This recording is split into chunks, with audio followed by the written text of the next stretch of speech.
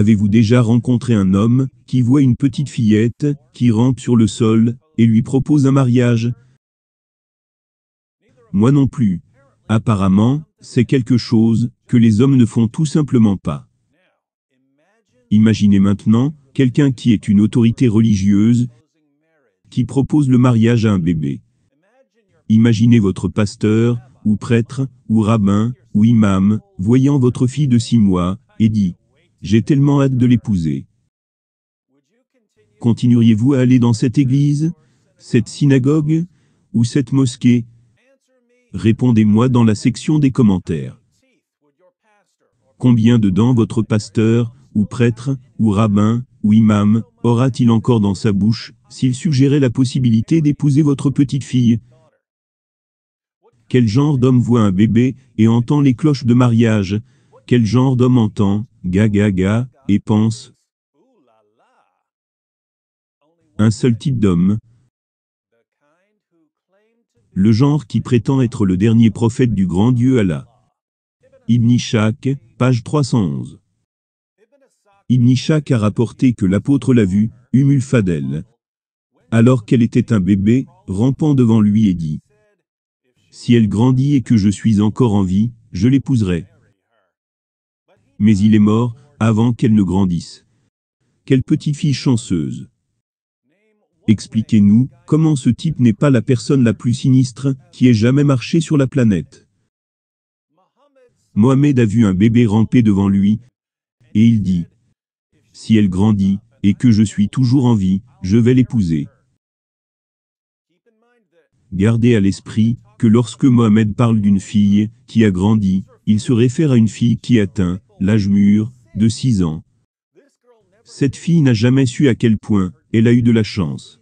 Que son dégénéré de prophète soit mort, d'une mort angoissante, avant qu'il ne puisse lui voler son enfance innocente.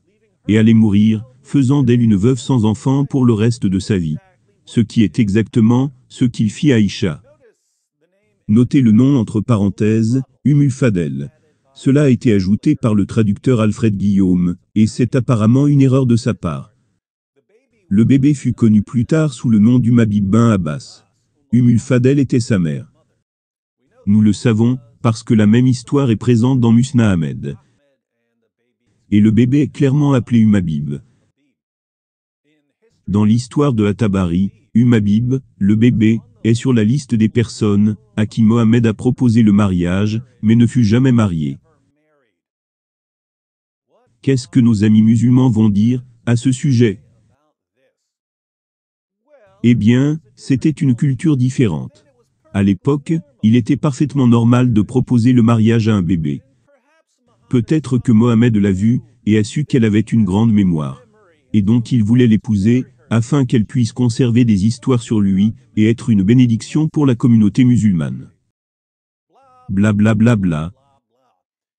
Peu importe ce que Mohamed fit, peu importe à quel point ses actions étaient horriblement dégoûtantes, les musulmans modernes chercheront toujours des excuses, en inventant une raison importante que Mohamed avait pour faire les choses horriblement dégoûtantes qu'il faisait constamment.